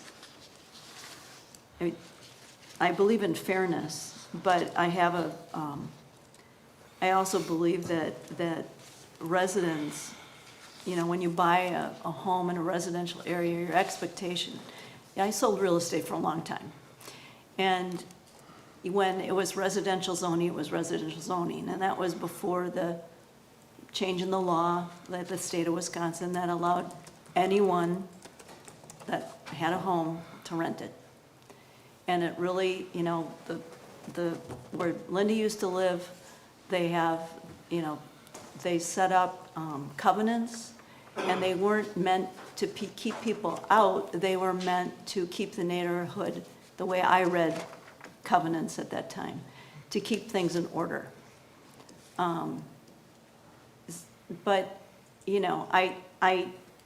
so I have I don't have, I wish we could go back, frankly, and not have, and I will say this out loud, that residents are residents and rentals are rentals.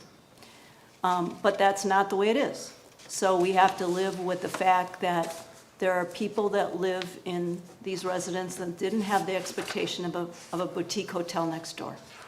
So we have to listen to them and listen to their concerns about that. So I totally understand why we needed an ordinance. And I applaud the Plan Commission for doing all the work that they did to make the original ordinance and to take the time to make the changes that they felt necessary. And I have to believe that they made a change, this particular change, for a reason that maybe they heard from a lot of people that had the concern. So, if I have to vote tonight, I will. I'll make that choice. But that's the only thing I wanted to say in regard to that particular part of the ordinance amendment. Okay. Derek, how about you? Well, I can say I've been to all the meetings, and I haven't seen very many people come and ask questions or provide any input.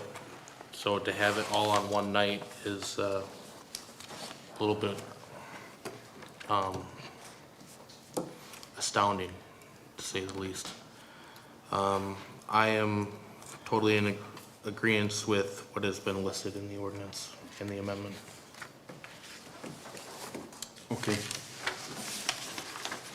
Linda? Well, I think the purpose of the ordinance is clear, and we're trying to make a balance between residents in a neighborhood. As Mrs. Parsons said and others said, you buy into a neighborhood expecting it to be residential, to know your neighbors, engage with your neighbors. However, the legislature said that anybody can rent their home, no matter what the zoning is. But they did give us the ability to put some restrictions in place that hopefully will maintain the residential neighborhood. So owner-occupied, I believe, is one of those restrictions that we should put in place just to protect. Residential is residential, business is business, and now we have an overlap. And how are we going to maintain a residential atmosphere while still allowing a mini resort next door. So I think this ordinance will go a ways to help protect that. Okay, thank you. So, I don't disagree with any of the comments that anyone's made. I do understand that the owner-occupied component is gonna make life difficult for those that rent less than 7 days. But as I indicated earlier, As a new rental. as a new rental, yes, thank you, as a new rental. Whether it's 75 or 85, I've lost track of the number of STRs. We also have many, many residents that really believe that they're in a residential area, and it should be that way. They like to know who their neighbors are. So I would be of the mindset that I'd probably have to support that as it stands. And if I could, I just want to add to Derek's comment, you know, there was ample opportunity that for people to come forward during the process again. And again, people didn't come until we're right here, ready to vote on it. So. Didn't the ordinance just come out today? New one? There were many meetings where it I was know, but didn't discussed. the ordinance, the actual written copy, just You get mean posted? posted? I No. don't know. When was it posted? Ask Amy. Well, the ordinance hasn't been posted per se. Right, so how was anybody supposed to read anything on this piece of paper before tonight? All the changes have been made Come in, to the meeting. yeah, Come to the meetings. every meeting. There's All been this was changes. discussed in every single meeting? Yes. But then it was just literally written out and brought today? We've I had it in my we've hand been refining it when I for attended 4 this months. meeting. Right, Months ago. but the actual one that you're trying to pass just came out. So that's why the people are here tonight, because they are just finally reading it, the final version. We had our attorney review it. Every draft, we had our attorney review, so this is But my our understanding- final draft That's what I'm saying. as of This is the final today. draft that Pam. is posted. So this is the first time that people are seeing the final draft. But all the information was available, to my All the- understanding, yeah. if you attended the Like I said, we've been meeting. working on this ordinance for 4 or 5 months, so Right, but the final refining draft is as, everything. yes, the final Right. draft, So that's why people are here tonight to voice their opinion. You didn't Because the notify final any draft. of us. And not a lot of people live in Door County to be able to come to the meetings. And if you do Zoom, a lot more people would probably have been here. Or gone to the meetings. All right. I'll make a motion. Are you looking for a motion? Yeah, I was gonna say the next Okay, I item will- would be a motion to, All right, I will make a motion that we approve and adopt ordinance number 01-2023. This is our first ordinance of the year, Amy, which is the amendment of our short-term rental of residential dwellings ordinance. a motion by Linda, second from, Oh, as presented here tonight, Sorry. as in this draft presented this evening. second by. So no one's gonna second it? I'll second it. All right, any further discussion?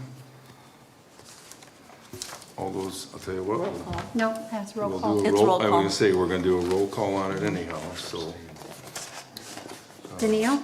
We have a Aye. motion and a second for the amendment to the short-term rental residential dwellings ordinance number 01-2023. Amy, would you do the roll call, please? Supervisor Danielle? Aye. Supervisor Vogel? Aye. Supervisor Hayne? Aye. Chairman Wolfle? Chairman Wolfle. Yes, aye, sorry. Supervisor Waite? Aye. Okay, Motion carries. motion carries, thank you.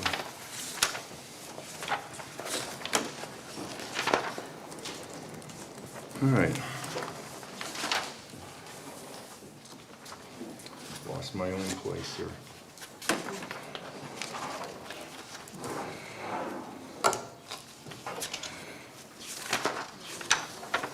Sorry, too much short-term stuff in here to find out where I am. Financial Straightforward. No, I'm just getting down through the package. Okay. Should we take a 30-second recess? Let the chairs clear. Yes, could we, Mr. Chairman? Pardon me? Okay, we'll take a 5-minute recess. That'll let me find where I was.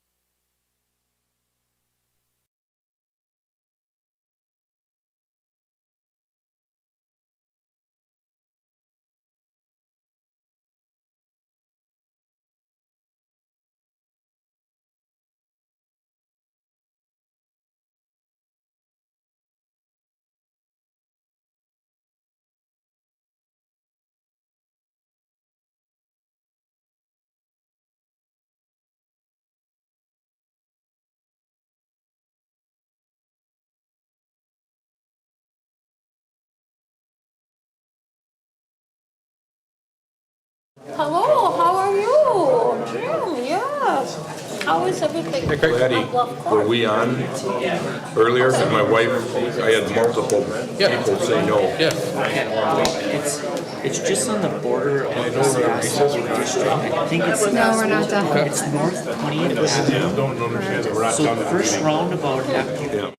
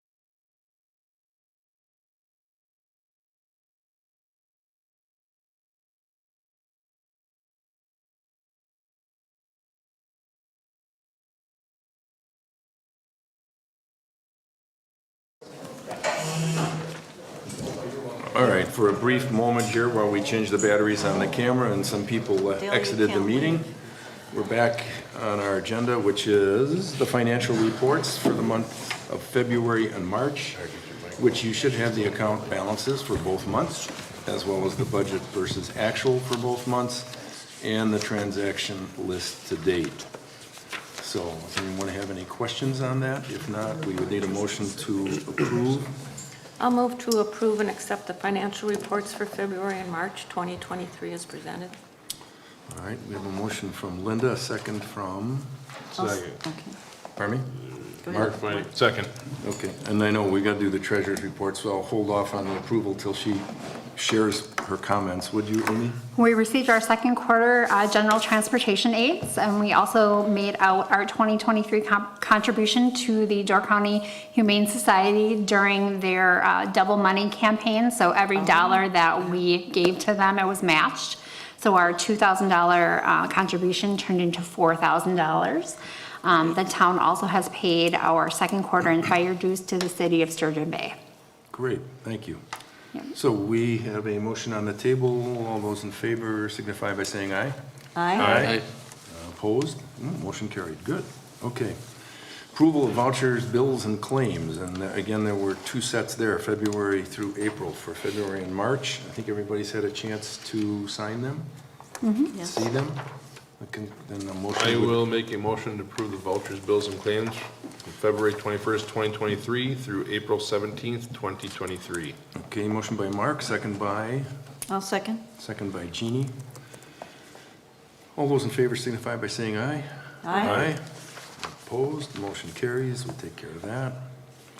Oral committee or commission reports, we have in the packet the Plan Commission meetings from March 16th and the Park and Rec meeting from March 14th.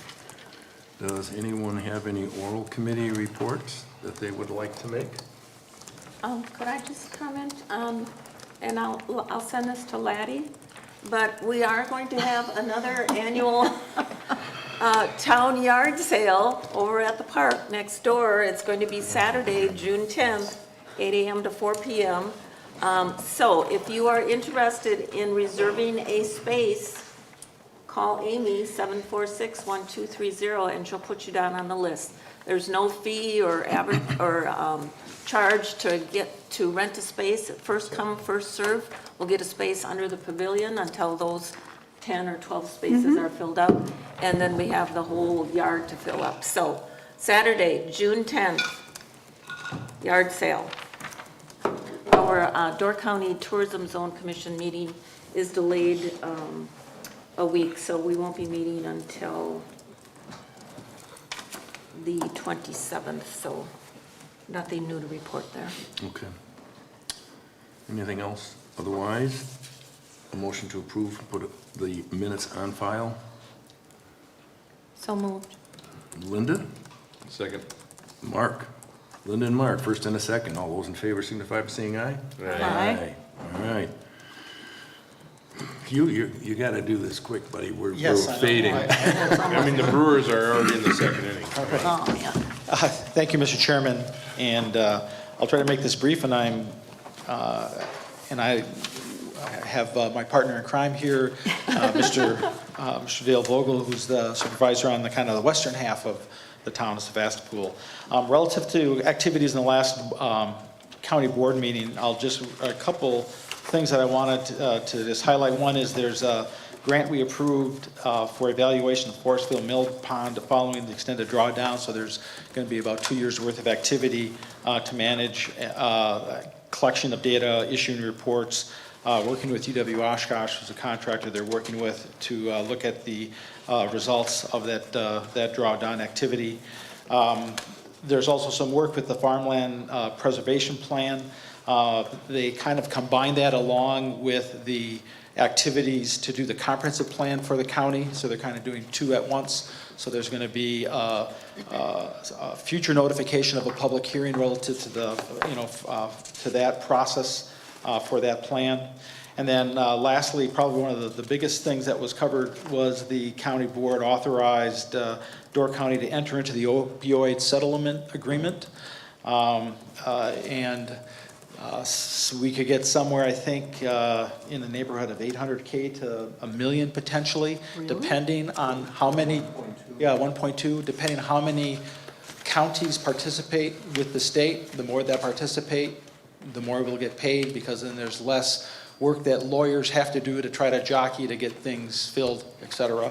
A lot of that money has to be, most of that money has to be used for programs for opioid abatement, so things like halfway houses, treatment activities and costs, those sorts of things. So that's probably the biggest thing there. On the RPC side, there will be an upcoming public hearing that will, again, talk about the removal of the utilities and communications ordinance. That will be coming up in the next month or so. Also, there is work with a RFP that was approved to do the planning activity that's going to cover all of the replacement of road signs in Door County. All 19,000 of them. Jeez. Address signs, sorry. E91 address signs. 2024? It's got some ARPA money, I think, that was used as part of the funding. So as soon as we get the plan, that activity will probably start either late this year or into next year. And they've got a vendor that they've are working with, Lang, who actually did some of the original sign work back in the 90s and in the early 2000s. Excuse me, but it's going to be two-sided? Yes, it's going to be the perpendicular. The other way Yeah. Rather than flat, okay. Yeah, so you'd be able to see it From both coming and ways going. from the road, Yep. yeah. Yes. Good. And then lastly, the broadband committee, we received a grant for doing the Diversity, Equity, and Inclusion Project. It's going to be coordinated by the United Way, so that's funding that will help, especially for folks, elderly folks, or those that really aren't comfortable with, some of the newer technology, be able to help bring them on board with this kind of technology. And also the latest FiberNet survey is out, so I encourage you to go to the Door County FiberNet website.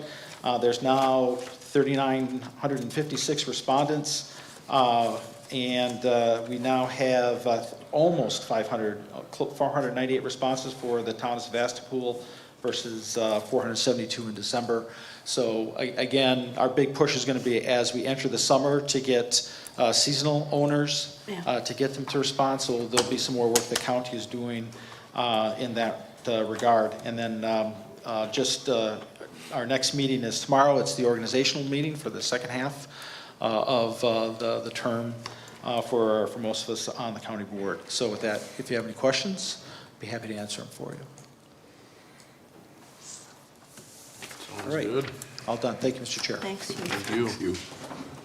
Dale, do you have anything? I added. Okay. Thank you.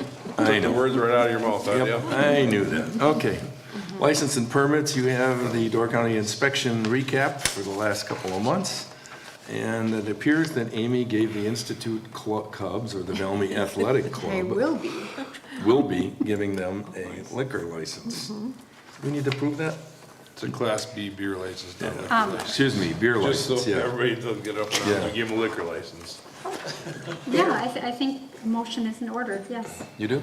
Yes, I You would want to like make that one. motion? No, I'm sorry, you No, can't. I would like someone else to make that motion. They did. Does anybody pay feel all- the urge to help Amy out? I with will a make a motion Okay, to give the Institute and Valmy Athletic Club a seasonal 2023 Class B beer license. all right. Motion by Mark. I'll second that. Must be thirsty. Second by Jean. All those in favor signify by saying aye. Aye. Opposed? All right, we're good to go. Before we get into correspondence, just one thing in the back of my mind, and I think Amy sent this all out to you when you start looking at calendars next year with the reval. Take a look at that note. Yeah, We could have a very busy I fall. read the note, yeah. Yeah, just Did so you hear you're. a Thanks, lot of Amy. whining in that? I mean, I And did. I've asked her to send that note off to Associated Appraisal with some dates that we are not gonna have it because of the conflicts for what she has to do, so just be aware. Can you sleep now? No, because I'm so worried about it. It'll be fine. We have the City of Sturgeon Bay's fire report. The number of calls are down, even over the year. You'll hear about that tomorrow night. There's a copy of the note from the Destination Door County on the reimbursement for the Tourism Zone Commission. You have all of the current STR owners through January of 2023. Amy mentioned we had our general transportation aids, and we have a permit request through the DNR for riprap. We see those on a regular basis. There's last year we did a 36-inch culvert on Matthey Town line. Clark Lake, Matthey and Clark Lake I thought it Road. was town line. Town line? Oh, yeah. Any rate, the gist of it is the county's got a program where when you're doing a 36-inch culvert, you can apply for bridge aid. So the total cost was $8,000. We got kicked back $4,500, so it was, needed to be done, and we didn't have to pay the whole thing. The sanitary district has a note in here that they're raising the fee. That really only applies mostly to the people in Valmy and Institute. A note from the Humane Society acknowledging what Amy suggested or mentioned earlier about the donation. I included a copy of the pre-construction conference that involves Egg Harbor Road to the roundabout. Egg Harbor Road to 4257's junction. So they're going to be closing the road at night. There'll be detours, et cetera, but it's going to be a pretty quick thing. I think they have to be done by June 8th. May. I thought May something when I was on that Contract call. completion date moved up says now? June. Yeah, it was like May 24th or something Okay. like that. It starts April April 24th. 24th, Yeah. and it's Right. only like maybe a month. Yeah, it's supposed to not be pretty quick. long. So it'll obviously make that better. And that covers everything that's in correspondence. Most of you will get a chance to do this all again tomorrow night because we have the annual meeting starting at 6. What do you mean most of us? Some of us are excused? 6 No, p.m. all of us will be here. No one sitting right here. I might not come, but I'll probably show.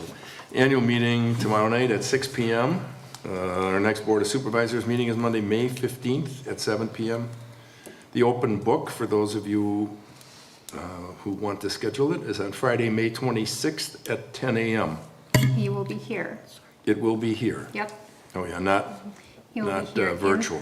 Correct, in person here. Okay. Linda, this is where you should have done your announcement of your, You can do it of again. the yard sale. You can do it again if you want to do it in announcements.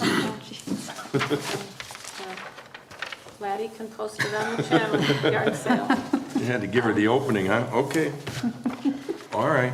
With that, agenda's items for next month, I don't know. Linda's got Linda's got something. something. Okay, Yes. so on Wednesday, April 19th at 10 a.m., here at the Town Hall is the Go Door County presentation. Yes. I think I saw something in the Peninsula Pulse. It's at 10 So and can you at 2. elaborate on that a little bit, Amy? Do you know exactly what? I don't know exactly what they're doing. It was a little vague. I'm lost. It is a little big. There's a poster out there Okay. about it. It's like coffee and Donuts? I'll a plan. presentation. I'm not exactly sure what's happening. I get their, I'm gonna check it out. I get their emails. Yeah, I'm gonna check it out. Yeah, I get their emails, and they had, I forget how long ago was that, Dale, that we came to something Yes. here, and it was a Aging- discussion. It was like aging with. Right, aging in Door County. Aging in Dark County, and they did a And presentation. that's what it's, that's really what it's all about, but they. This is what it's about? This Wednesday one is about Yes. aging in place? Yes, they're doing I'm not listings. aging in place, They're I'm doing moving to a listening new place sessions soon. throughout the county. They're, They're they, doing listening sessions throughout the county. and I think they might be, you're right, it's vague. I think they might be also talking about what they've gathered In the survey. in the process They're that gonna they, find because out. they've been going, this has been going on for a while. Okay, well, Are the I'll results- plan to check it out. The results are gonna be there is aging in Door County. Right. It would be shocking to come up Well, with there's some a- other result. There's a coffee at 10 a.m. to 11 and a one from 2 p.m. to 3. There's two The here. one here is at 10 though. They're They're both here. Oh, they're both. One here. at 10 and one at 2. Yeah. All right. We got through that. I think that brings us to the end of everything in this meeting. So with that in mind, a motion to adjourn would be in order.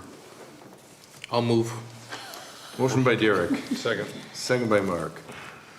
To adjourn. All those in favor signify by saying aye. Aye. Opposed? We are.